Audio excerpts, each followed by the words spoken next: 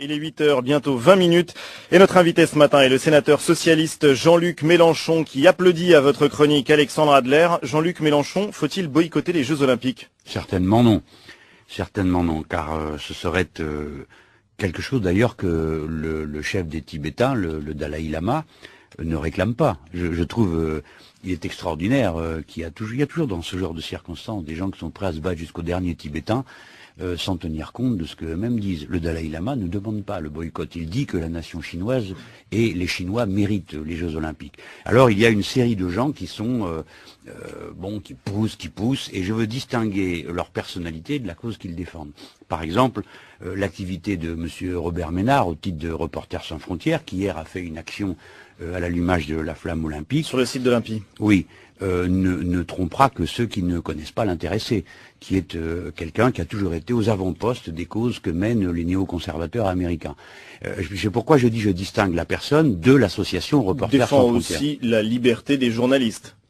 Il défend aussi, comme vous le dites, aussi la liberté des journalistes. Qui ont été chassés du Tibet et des provinces chinoises où vivent des minorités je n'ai pas l'intention par le gouvernement chinois. Ali, de critiquer si peu que ce soit, ni les journalistes, ni la nécessité de la liberté de la presse. Je la défends tout comme vous.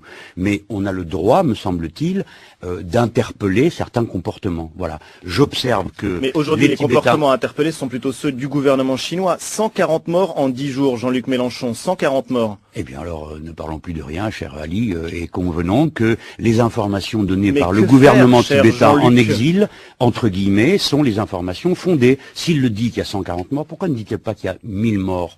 Pourquoi ne le dit-il pas? Et vous le répercuteriez aussitôt. Non, je pense que la politique internationale ne peut pas être posée dans les termes dans lesquels, jusqu'à présent, elle l'est souvent. C'est-à-dire une espèce de Disneyland où il y a d'un côté les très... Nous ne pouvons pas accepter que le gouvernement chinois règle des problèmes comme ceux qui se posent apparemment au Tibet en tirant sur les gens. Nous en sommes tous d'accord. Je ne crois pas qu'il y a une seule voix qui s'élève pour dire oui, il est juste de tirer dessus. Mais on a le droit de dire que les mentalités de guerre froide, la systématisation du recours à l'humiliation au respect des droits de l'homme, c'est pas de la mentalité de guerre froide, Jean-Luc Mélenchon.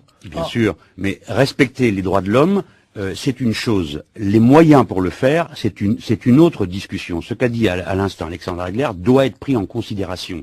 Il faut tenir compte de ce que le peuple chinois ressent à cet instant, et pas seulement le gouvernement tibétain en exil. Comment savoir ce que le peuple chinois ressent, Jean-Luc Mélenchon, puisqu'il n'y a pas d'élection démocratique dans ce pays? Alors vous, comment vous savez ce que ressentent les Tibétains? Au moins que la question soit posée. Voilà. Je sais. Mais écoutez...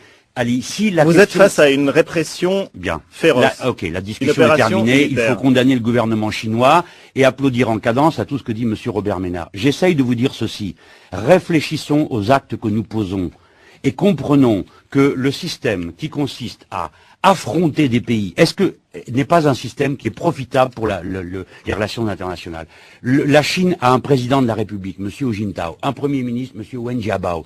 Est-ce que le gouvernement français s'est tourné vers son homologue pour dire, écoutez, nous avons des questions à vous poser, est-ce que nous dialoguons, est-ce que nous rendons compte de ces réponses? Non. Rien de tout ça n'est fait. Nous nous attardons seulement sur l'idée qu'il faut boycotter les Jeux Olympiques. Est-ce que les puissances financières ont l'intention de boycotter la Chine? Monsieur Ali Badou, est-ce que vous convoquez ici, à cette table, les représentants des grandes sociétés françaises pour leur dire alors vous allez faire respecter les droits de l'homme en boycottant? Est-ce que vous le proposez? Non, on aura l'occasion de le faire, Jean-Luc Mélenchon. Je vous pose la question parce que vous êtes l'élu d'un État démocratique, Jean-Luc Mélenchon, et que la question des relations entre un État démocratique et un régime despotique comme la Chine se pose. Que faire?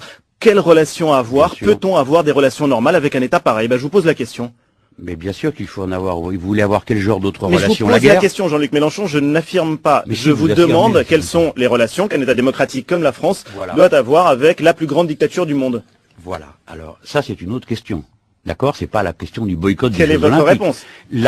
Ma réponse, elle est très simple. Ce sont les relations qu'un pays a avec un autre. Il faut interpeller, dialoguer, discuter, mettre en cause lorsqu'il faut mettre en cause. Voilà. C'est ça la réponse la seule réponse qu'une personne intelligente peut faire. Mais ne me demandez pas, ipsé, d'avaler en même temps Monsieur Robert Ménard parce qu'il défend la liberté de la presse que je défends également, et d'avaler ipse de la même manière, avec la même rapidité, le boycott des Jeux Olympiques, parce que je pense que c'est une décision stupide. Le dialogue que nous devons avoir avec les Chinois, pour qui s'intéresse un tant soit peu à la Chine, qui connaît un tant soit peu les Chinois, et permettez que je puisse dire que je connais, pas plus que vous bien sûr, ni que n'importe quel journaliste qui en sait plus que moi, mais que je connais aussi un peu la Chine, je pense que c'est une provocation qui va blesser inutilement et provoquer un nationalisme tout à fait exacerbé. C'est absurde. Ce n'est pas de cette façon qu'il faut... Après, vous me permettrez aussi de dire que je n'ai pas non plus de sympathie particulière pour le régime théocratique que représente le gouvernement des moines au Tibet. Voilà. J'ai aussi le droit d'avoir cette opinion, même si je reconnais qu'elle est un peu iconoclaste et que je n'ai aucune sympathie pour le régime de servage qui a prévalu jusqu'en 1959 au Tibet. Toute chose naturellement dont on ne parle jamais, car on fait comme si l'armée rouge avait envahi le Tibet en 1959 et qu'auparavant, il n'y avait pas un Chinois dans le secteur. Ils sont là depuis le XIVe siècle. Vous devriez écouter France Culture plus souvent, Jean-Luc Mélenchon, puisqu'on a consacré l'intégralité du 7-9 hier à la question du Tibet et de la situation de la Chine et des relations entre... C'est un très beau boulot, je n'ai pas l'intention de le contester, mais je vous réponds aussi vivement que vous m'interpellez. Question posée, en tout cas, nos auditeurs se feront leur idée.